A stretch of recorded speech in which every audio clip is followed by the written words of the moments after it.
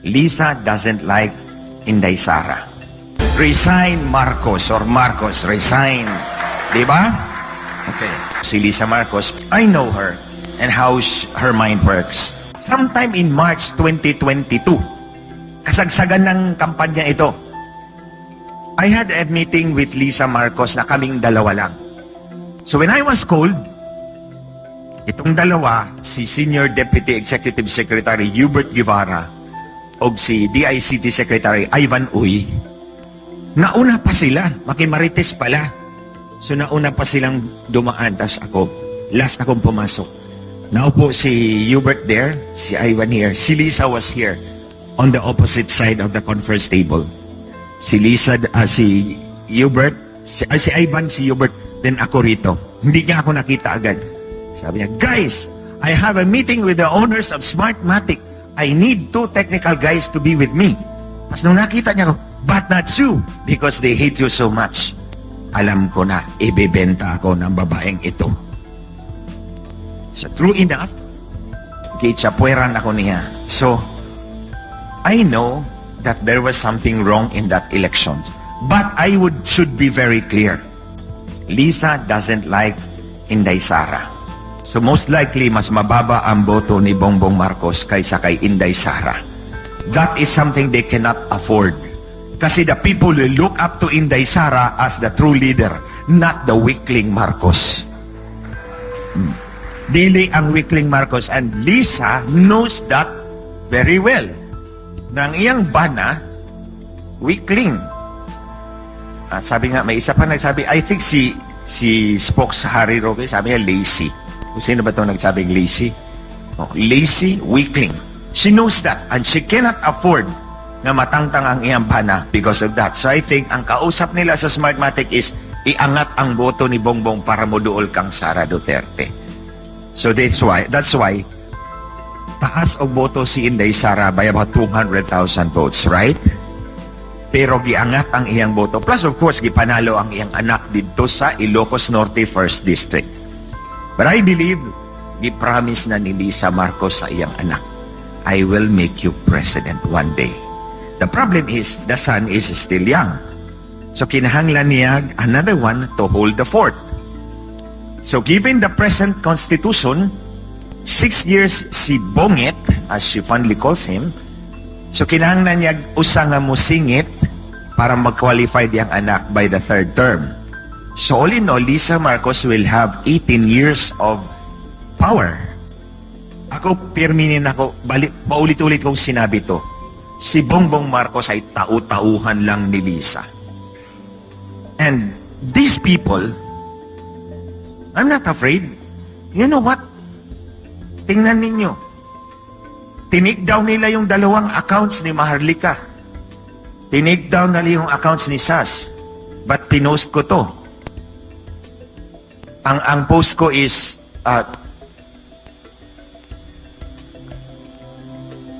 ang sabi ko, don't dare take down my account. Kakalad ka rin talaga kitang bruha ka sa impyerno. And they did not take down my account. Oh, sinabi ko sa kanya, I posted that. Don't take down, listen or you will regret. Something like that. Yun yung title. Heed or you will regret. Sabi ko, pag tinik down mo yung account ko, kakalad ka rin talaga kitang bruha ka. And actually, I called her a bitch in some of my interviews because she is one.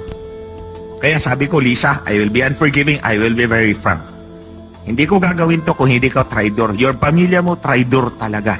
Hindi lang ako ang traidor mo. Imagine, you cut my head and put it on a silver platter kasi tumayaw si Smartmatics in front of you para kang si Herodes. Si Maharlika, ganun din. Nagsuporta yan sa kanila mula pa noong 2016. Tapos pinagpalit ng iba. The same goes with Attorney Vic Rodriguez. Si SMNI is the biggest example. Binigyan sila ng platform nung kampanya, di po ba? Binigyan sila ng platform, alam natin yun. Tapos anong ginawa nila? Ginorgor. To quote the term of Maharlika, ginorgor. Ito pa si China. You see why ganyan si Xi Jinping? Yung Chinese sa atin? Panahon ni President Duterte, walang water cannon. Di ba? Hindi tayo kinakanyon. Hindi tayo nililiser. But now, ginagawa nila. You see, for 6 years, as far as I know, yung kumpanya ni Lisa Marcos, yung Unified Philippines-China Unified Enterprise, tinulungan sila ng Chinese government doon para magkakomisyon. Tinulungan sila ng Chinese government. Tapos nung nanalo, sinaksak sa likod si China, pumalit kay si Amerika. At binigay pa yung mga bases natin doon. Just like what Harry Roque said kanina. So syempre, the Chinese government are very angry at them. So ang ibig kong sabihin, yung pagtatraidor, it runs in the blood. Pinapalamig lang nila yan, kunwari stop na, pero bubulagin nila tayo dyan at hindi tayo makakapag-react on time. Sabi naman ni Sixth Sense, kaya naging first impression ng taong bayan, mga sinungaling ang karamihan ng congressmen dahil sa mga ganitong pulpolitiko. Sabi ni Tipster, naniniwala po ba kayo sa sinabi ng PIDEA na wala sa watchlist nila si Presidente? You have to read it carefully. Okay?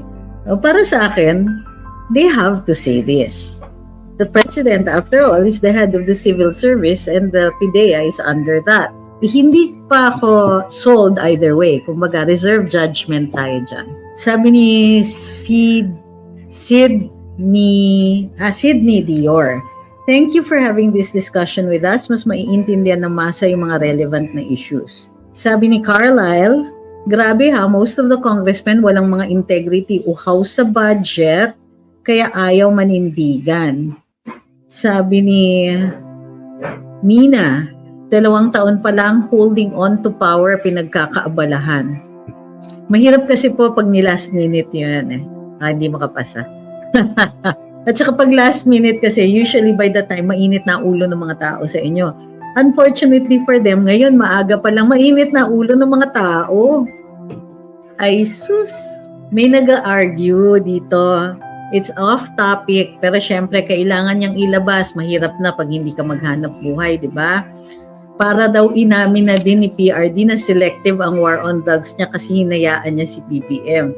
Unang-una, ano ba ang ibig sabihin pag nasa narco-list? It's a watch list.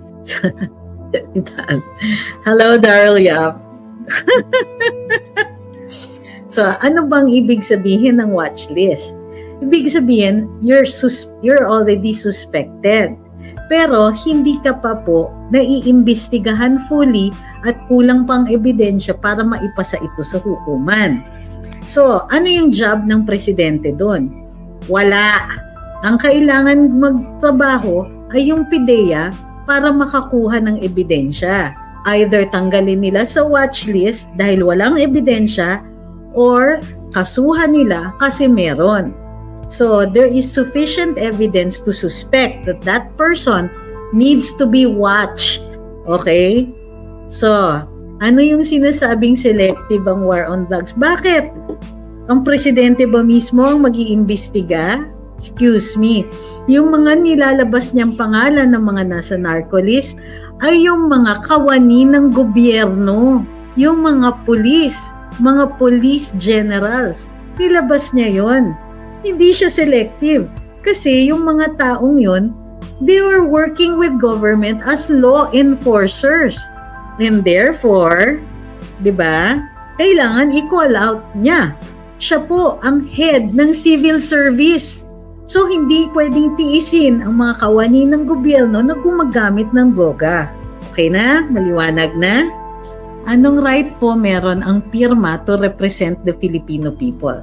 Actually, they're not representing the Filipino people. Isa po silang grupo, parang NGO yan. Meron silang cost, sinusulong nila.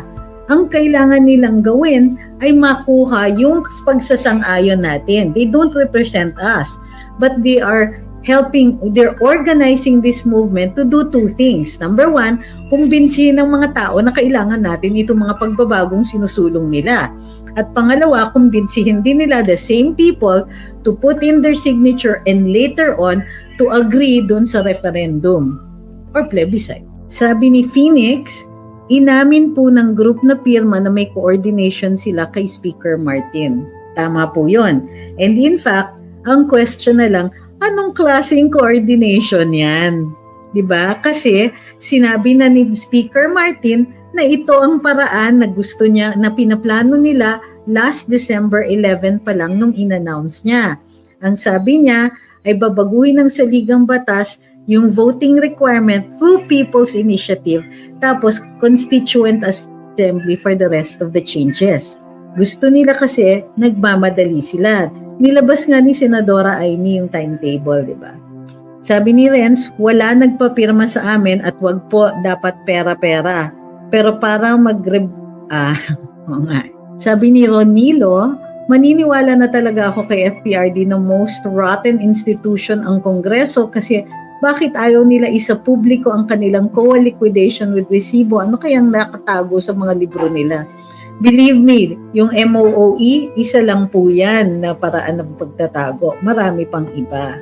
Sabi ni Billy, can you enlighten us about sa argument ni Kong Marcoleta and Justice Carpio doon sa planong tatalunan niya? Actually, diniscuss ko na po kanina. Hindi lang po si Justice Carpio ang nagsagot. Ito sa actually Justice Ascuna at mas lagana po yung kanyang diskusyon.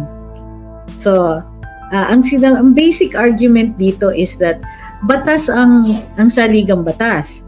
And dapat Kongreso at Senado ang nagpapasa ng batas o nagpapasa ng pagbabago sa saligang batas o proposal to change. Batas din po yun, yung proposal to amend the Constitution.